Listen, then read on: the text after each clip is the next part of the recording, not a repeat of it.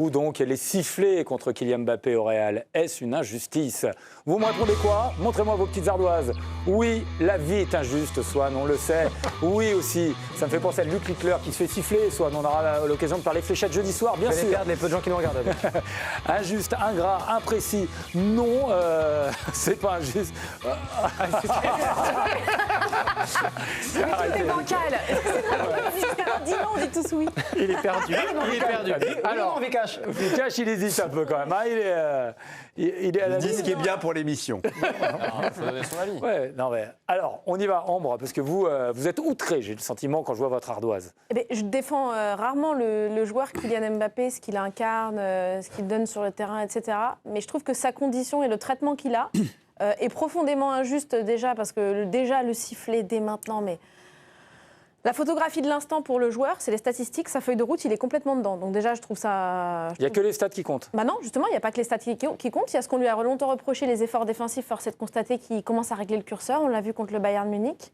Quand je dis que c'est ingrat, c'est parce qu'on le savait, le parti pris de prendre Kylian Mbappé, tout ce qu'il incarne, le package, le joueur, quand on le prend, on sait que ça ne va pas rétablir tous les défauts de l'équipe qu'on est en train de déconstruire, tous les déséquilibres. Alors on le répète semaine après semaine dans cette équipe de Greg, le milieu de terrain, c'est le mal qui ronge cette équipe du Real Madrid. J'ai écouté plutôt Tony Kroos qui a parlé dans un podcast il n'y a pas si longtemps, et il a dit il ne faut pas tout mettre sur les épaules de Kylian Mbappé. Ce qui se passe, c'est le mal est 30 mètres derrière lui. Et Tony Kroos, il sait quand même de quoi il parle, parce qu'il fait partie du problème qui a quitté le Real Madrid. Et ensuite, quand je dis imprécis, c'est parce que pour moi, d'essayer de penser que c'est parce que Kylian est là que le Real Madrid ne gagne plus, et donc en faire une tête de Turc, c'est profondément imprécis, parce que le Real Madrid, la dernière fois qu'ils ont gagné notamment la Ligue des Champions en 2024, il faut rappeler que le Real Madrid était peut-être gagnant, mais pas ultra dominateur dans tout ce qu'ils ont fait. Ils avaient un grand Karim Benzema, ils avaient un grand Thibaut Courtois, ils avaient un grand milieu de terrain. Ce que je veux dire, c'est qu'aujourd'hui, si on retire tout ça et qu'on met Kylian, il n'est pas, voilà, pour moi, c'est pas le centre de tous les défauts de ce Real Madrid. Je ne sais pas si mon explication vous a convaincu. Parfait. On passe au jeu. Sujet suivant. Allez-y, Jérémy. C'est vrai que c'est injuste de tout mettre sur le dos de Kylian Mbappé, parce que individuellement, en tout cas, il fait une grande saison. Regardez, en tout cas, il met beaucoup de buts. À chaque fois, 41 buts, 6 passes décisives cette saison. C'est tout simplement le meilleur buteur de Ligue des Champions et le meilleur buteur de Ligue 1 en ce moment. C'est le Pichichi. Alors, on va parler des grands matchs, parce que souvent on dit, il marque pas dans les grands matchs. On va regarder. Là aussi, on est même peut-être un peu injuste. Regardez cette saison. Le Classico qui joue entièrement, il met un but. Ensuite, en Supercoupe, il a joué que 14 minutes. Donc, on ne peut pas lui imputer de ne pas avoir marqué. L'aller à City, il est blessé. Au retour, il joue que 21 minutes. Et quand il a pu jouer le Bayern aller-retour, il a mis un but à chaque match. Donc là, ça semble un peu injuste de le siffler. Ok, mais là, on parle beaucoup de chiffres sur Kylian Mbappé, bien sûr, et je vais faire un peu l'avocat du diable, mais il incarne... D'ailleurs, je rappelle que Vinicius aussi s'est fait siffler quand même un peu hier. Il y a eu Mbappé, Vinicius et Camavinga, comme d'habitude. Mais Julien, c'est parce qu'il incarne ce Real, Kylian Mbappé. C'est parce que c'est la vedette, c'est pour ça que c'est lui qui prend. C'est aussi ça. C'est l'agrégateur de la frustration des supporters du Real. Mais quand vous voulez être... Il faut prendre le bon et le moins bon aussi. Oui, mais c'est aussi un public qui est un peu trop gâté depuis trop longtemps, en fait. C'est un club où on n'est pas habitué à ne pas gagner, mais c'est la norme, normalement, à peu près pour tous les clubs de foot du monde, d'avoir des saisons où ça va bien, des saisons où ça va moins bien. Là, c'est une saison où ça va pas bien, mais ils joueront quand même C'est la deuxième où ça va pas bien. Oui, mais ils joueront quand même la Ligue des Champions l'an prochain. Ils sont quand même sortis de la poule de la Ligue des Champions. Certes, c'est pas du tout au niveau de ce que peuvent attendre les supporters du Real, mais il y a un moment où on peut pas non plus imaginer que c'est pas la pire saison de l'histoire du foot d'un club. Donc lui, il est là, effectivement, c'est le visage, celui dont on se disait qu'il allait être le successeur de Cristiano Ronaldo. Il ne l'est pas encore pour le moment. Mais Karim Benzema, quand il est arrivé, il se faisait même insulter par son entraîneur. Donc il y a un moment où, là, il prend cher, c'est certain, mais il prend cher, mais ce n'est pas lui qui prend cher, en fait. Lui, il prend pour tout le monde, c'est ça, c'est ce que vous disiez. Oui. C'est l'agrégateur et tout le monde se met sur lui parce que c'est le symbole le plus évident de l'échec relatif actuel du Real. Et il y a un autre Français aussi qui prend, c'est Camavinga, vous le disiez tout à l'heure, Benoît. Il vit un moment très compliqué avec le Real Madrid. Il est en perte de confiance. Il y a eu des blessures aussi ces dernières semaines. Et déjà hier, ça s'est ressenti. En plein match, dès que son nom a été éplé au micro, il s'est fait huer. Dès qu'il a touché les premières balles, il s'est fait huer. Il a passé une très mauvaise soirée. On a des petits sifflements, c'est subtil, mais ça s'entend.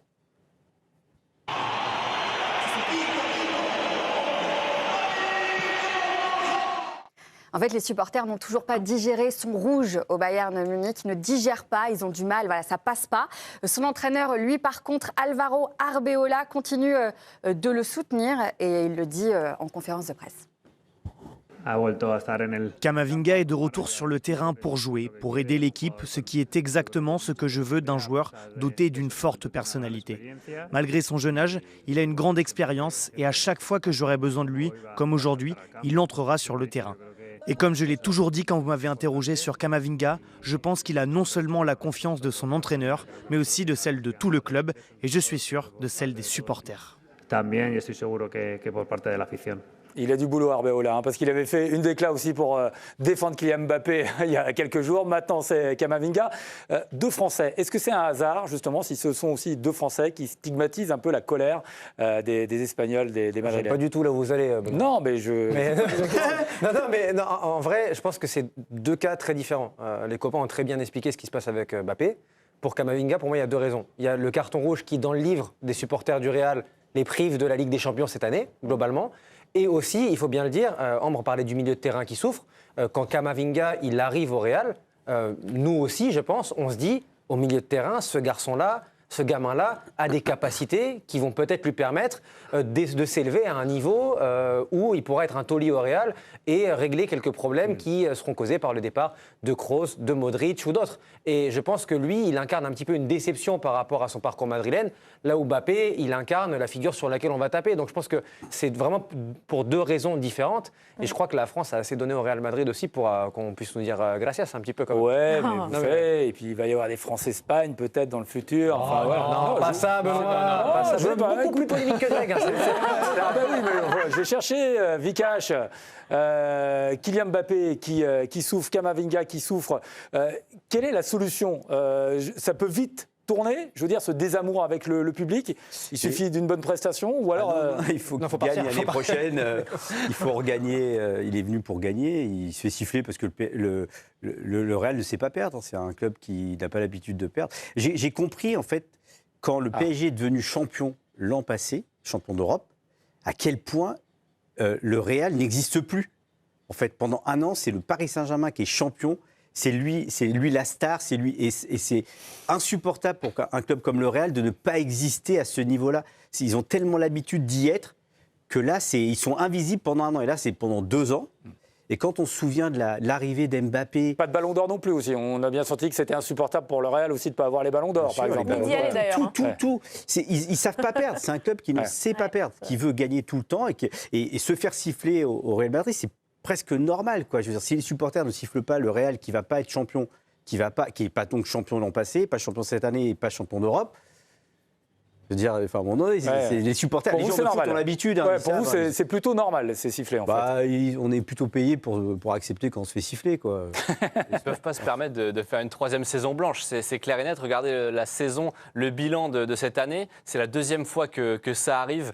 Ils ne seront pas champions a priori. 2e à 6 points du Barça. Il faudrait vraiment un cataclysme pour que le Barça laisse filer le titre. En Ligue des Champions, éliminé en quart. On l'a vu. La Coupe du Roi en 8e, la défaite. Ça, c'est humiliant dans le bilan du Real. Et puis la Super Coupe d'Espagne, ils l'ont laissé filer pour le Barça. Ça fait 2 fois d'affilée qu'ils font une saison blanche. Et humiliation suprême, on rappelle, on en parlait hier, mais l'humiliation suprême, c'est que le Barça pourrait être titré lors du Classico qui aura lieu donc le 10 mai. Alors là, ça serait vraiment affreux pour tous les supporters de Madrid. Je reviens quand même sur le cas Kylian Mbappé, parce que il était à Paris pour gagner la Ligue des Champions, il ne l'a pas gagné, Paris gagne après. Il va à Madrid pour aller gagner des titres. Est-ce qu'il y a une forme de malédiction ou est-ce qu'il y est pour quelque chose aussi Pour un joueur qui a gagné quand même la Coupe du Monde à 19 ans, une malédiction des trophées, ça me paraît un peu gros. C'est le meilleur buteur. La Ligue des Champions, je parle. Non, bien sûr, mais moi, je trouve que c'est un peu facile aussi d'imaginer que c'est un joueur qui soit la raison soit des échecs, soit des succès des clubs dans lesquels il est passé. Il s'avère qu'effectivement, là, pour l'instant, il n'a pas encore eu la possibilité, mais c'est à 98, il a quand même encore le temps. On pourra dire ça dans 7, 8 ou 10 ans, je pense. D'une certaine manière, je pense qu'il incarne juste la différence entre deux projets. Un projet du PSG qui fonctionne bien depuis son départ, qu'on vend comme un projet à raison, super collectif, où l'équipe est la star, etc., qui fonctionne très bien et que peut-être beaucoup d'équipes aujourd'hui dans le monde envient parce qu'on se dit que ça fonctionne bien, l'équipe d'un coach. Et à côté, le Real. Mais d'un autre côté, le Real a quand même beaucoup fonctionné avec les Galactiques de Florentino Pérez. Ça a toujours fonctionné aussi par les grandes stars. Donc c'est un peu aussi culotté de se dire que l'individualisme n'est pas l'apanage du Real, dans le sens où même s'il y a eu des grandes équipes récemment et que le collectif pouvait être brillant de temps en temps, ça n'a pas toujours été le cas. Non, mais en fait, c'est que le dénominateur commun entre les deux, c'est que le Paris Saint-Germain a longtemps été aussi ça. A essayé d'être dans l'histoire un petit peu du Real Madrid en cumulant un petit peu les stars. Et finalement, c'est le contraste entre sa présence qui catalysait en effet un style de jeu et son départ au Real Madrid qui en a libéré un autre pour Luis Enrique, qui finalement montre que ce qui gagne, c'est peut-être un projet qui ne tourne pas autour de Kylian Mbappé. En ce sens-là, on peut comprendre qu'on a l'impression que... On attend l'arrivée de Didier Deschamps à la tête du Real, voilà, et puis là ça gagnera, que voulez-vous, on attend ça avec impatience.